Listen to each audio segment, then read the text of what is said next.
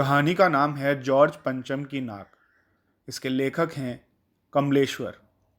ये बात उस समय की है जब इंग्लैंड की रानी एलिजाबेथ द्वितीय अपने पति के साथ हिंदुस्तान पधारने वाली थीं। अखबारों में उनके चर्चे हो रहे थे। रोज़ लंदन के अखबारों में खबरें आ रही थी कि शाही दौरे के लिए कैसी कैसी तैयारियां हो रही हैं। रानी एलिजाबेथ का दर्जी परेशान था कि हिंदुस्तान, पाकिस्तान और नेपाल के दौरे पर रानी क्या पहनेगी। उनका सेक्रेटरी और जासूस भी उनके पहले ही इस महाद्वीप का तूफानी दौरा कर चुके थे।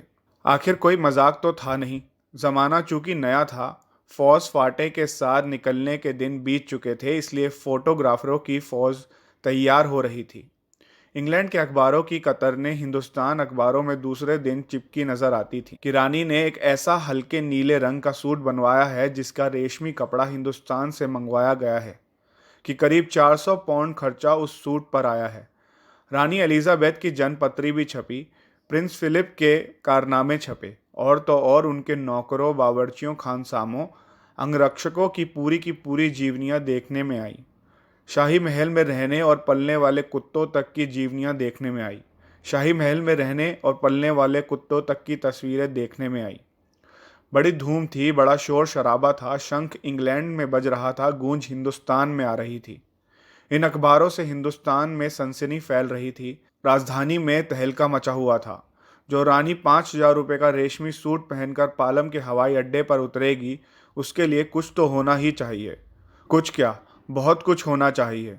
जिसके बावर्ची पहले महायुद्ध में जान हथेली पर लेकर लड़ चुके हैं, उसकी शान शौकत से क्या कहने, और वही रानी दिल्ली आ रही है। नई दिल्ली ने अपनी तरफ देखा और बेसाख्ता मुंह से निकल गया, वो आए हमारे घर, खुदा की रहमत। कभी हम उनको, कभी अपने घर को देखते हैं, और देखते देखते नई दिल्ली का कायापलट होने लगा। और करिश्मा तो ये था कि किसी ने किसी से नहीं कहा, किसी ने किसी को नहीं देखा, पर सड़कें जवान हो गई, बुढ़ापे की धूल साफ हो गई, इमारतों ने नाज़नीनों की तरह श्रृंगार किया। लेकिन एक बड़ी मुश्किल पेश थी। वो थी जॉर्ज पंचम की नाक। नई दिल्ली में सब कुछ था, सब कुछ होता जा रहा था, सब कुछ हो जाने की उम्मीद थी, पर पंचम की नाक की बड़ी मुसीबत थी। दिल्ली में सब कुछ था, सिर्फ नाक नहीं थी। इस नाक की भी एक लंबी दास्तान है। इस नाक के लिए बड़े तहलके मचे थे। किसी वक्त आंदोलन हुए थे, राजनीतिक पार्टियों ने प्रस्ताव भी दिए थे, गर्मा गर्म बहसें भी हुई थी, अखबारों के पन्ने रंग गए थे। बहस इस बात पर थी कि जॉर्ज पंचम की नाक रहने दी जाए या हटा दी जाए। और जैसा कि हर राजनीतिक आंदोलन में होता है, कुछ पक्ष में थे, कुछ विपक्ष में, और ज़्यादातर लोग खामोश थे। खामोश रहने वालों की ताकत दोनों तरफ थी। यह आंदोलन चल रहा था। जॉर्ज पंचम की नाक के लिए हथियारबंद पहरेदार तैनात कर दिए गए थे। क्या मजाल थी कि कोई उनकी नाक तक पहुंच जाए। हिंदुस्तान में जगह जगह ऐसी नाकें खड़ी थीं, और जिन तक लोगों के हाथ पहुंच गए, उन्हें शान और शौकत के साथ उतार कर अजायब घरों में पहुंचा दिया गया। शाही लाटों की नाकों के लिए गुरिल्ला युद्ध होता रहा। उसी जमाने में यह हादसा हुआ। इंडिया गेट के सामने वाली जॉर्ज पंचम की लाट की नाक एकाएक गायब हो गई। हथियारबंद पहरेदार अपनी जगह तैनात रहे, गश्त लगाते रहे, और लाट चली गई। रानी आए और नाक न हो, एकाएक ये परेशानी बढ़ी। बड़ी सरगर्मी शुरू हुई। देश के खैर ख्वाहों की एक मीटिंग बुलाई गई और मसला पेश किया गया कि क्या किया जाए। वहाँ सभी एक मत से इस बात पर सहमत थे कि अगर ये नाक नहीं है तो हमारी भी नाक नहीं रह जाएगी। उच्च स्तर पर मशवरे हुए, दिमाग खरोंचे गए, और यह तय किया गया कि हर हालत में इस नाक का होना बहुत ज़रूरी है। यह तय होते ही एक मूर्तिकार को हुक्म दिया गया कि फौरन दिल्ली में हाजिर हो। मूर्तिकार यूं तो कलाकार था, पर ज़रा पैसे से लाचार था। आते ही उसने हुक्कामों के चेहरे देखे। अजीब परेशानी थी उन चेहरों पर। कुछ लटके हुए थे, कुछ उदास थे, और कुछ बदहवास थे। उनकी हालत देखकर लाचार कलाकार की आंखों में आंसू आ गए। तभी एक आवाज़ सुनाई दी, मूर्तिकार, जॉर्ज पंचम की नाक लगनी है। मूर्तिकार ने सुना और जवाब दिया, जी नाक लग जाएगी, पर मुझे पता होना चाहिए कि यह लाट कब और कहाँ बनी थी। इस लाट के लिए पत्थर कहाँ से लाया गया था। सब हुक्कामों ने एक दूसरे की तरफ ताका। एक की नज़र ने दूसरे से कहा कि यह बताना जिम्मेदारी तुम्हारी है।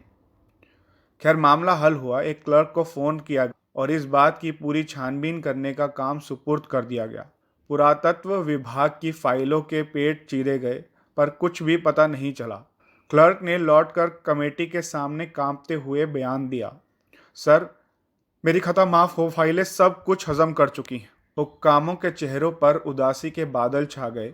एक खास कमेटी बनाई गई और उसके जिम्मे ये काम दे दिया गया कि जैसे भी हो ये काम होना चाहिए, और इस नाक का दारोमदार आप पर है।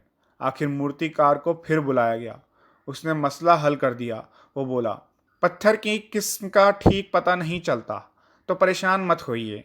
मैं हिंदुस्तान के हर पहाड़ पर जाऊंगा और ऐसा ही पत्थर खोज कर लाऊंगा। कमेटी के सदस्यों की जान में जान आई। सभापति ने चलते चलते गर्व से कहा, ऐसी क्या चीज़ है जो अपने हिंदुस्तान में नहीं मिलती? हर चीज़ इस देश के गर्भ में छिपी है। ज़रूरत खोज लाने की है। खोज करने के लिए मेहनत करनी होगी। इस मेहनत का फल भी मिलेगा। आने वाला ज़माना खुशहाल होगा। वो छोटा सा भाषण फौरन अखबारों में छप गया। मूर्तिकार हिंदुस्तान के पहाड़ी प्रदेशों और पत्थरों की खानों के दौरे पर निकल पड़े। कुछ दिन बाद वो हताश लौटे। उनके चेहरे पर लानत बरस रही थी। उन्होंने सिर लटकाकर खबर दी, हिंदुस्तान का चप्पा चप्पा खोद डाला, पर इस किस्म का पत्थर नहीं मिला। ये पत्थर विदेशी है। सभापति ने तैश में आकर कहा, लानत है आपकी अक्ल पर। विदेशों की सारी चीज हम अपना चुके हैं, दिल, दिमाग, तौर तरीके और रहन सहन। जब हिंदुस्तान में बॉल डांस तक मिल जाता है तो पत्थर क्यों नहीं मिल सकता? मूर्तिकार चुप खड़ा रहा। सहसा उसकी आंखों में चमक आ गई। उसने कहा, एक बात मैं कहना चाहूंगा, लेकिन इस शर्त पर कि यह बात अखबार वालों तक ना पहुंचे। सभापति की आंखों में भी चमक आई। चपरासी को हुक्म हुआ और कमरे के सब दरवाजे बंद कर दिए गए। तब मूर्तिकार ने कहा, देश में अपने नेताओं की मूर्तियां भी हैं। अगर इजाज़त हो तो अगर आप लोग ठीक समझें तो मेरा मतलब है तो जिसकी नाक इस लाट पर लग बैठे उसे उतार लाया जाए। सबने सबकी तरफ देखा। सबकी आंखों में एक क्षण की बदहवासी के बाद खुशी तैरने लगी। सभापति ने धीमे से कहा, लेकिन बड़ी होशियारी से। और मूर्तिकार फिर देश दौरे पर निकल पड़ा। जॉर्ज पंचम की खोई हुई नाक का नाप उसके पास था। दिल्ली से वो बम्बई पहुंचा। दादा भाई नारोजी, गोखले, तिलक, शिवाजी, कावस जी, जहांगीर, सबकी नाकें उसने टटोली, नापी और गुजरात की ओर भागा। गांधी जी, सरदार पटेल, विट्ठल भाई पटेल, महादेव देसाई की मूर्तियों को परखा और बंगाल की ओर चला। गुरुदेव रविंद्रनाथ टैगोर, सुभाष चंद्र बोस, राजा राम मोहन रॉय आदि को भी देखा। नापजोक की और बिहार की तरफ चला। बिहार होता हुआ उत्तर प्रदेश की ओर आया। चंद्रशेखर आज़ाद, बिस्मिल, मोतीलाल नेहरू, मदन मोहन मालवीय की लाटों के पास गया। घबराहट में मद्रास भी पहुंचा। सत्यमूर्ति को भी देखा और मैसूर, केरल आदि सभी प्रदेशों का दौरा करता हुआ पंजाब पहुंचा। लाला लाजपत राय और भगत सिंह की लाटों से भी सामना हुआ। आखिर दिल्ली पहुंचा और अपनी मुश्किल बयान की। पूरे हिंदुस्तान की मूर्तियों की परिक्रमा कराया, सबकी नाकों का नाप लिया, पर जॉर्ज पंचम की नाक से सब बड़ी निकली। सुनकर सब हताश हो गए और झुंझलाने लगे।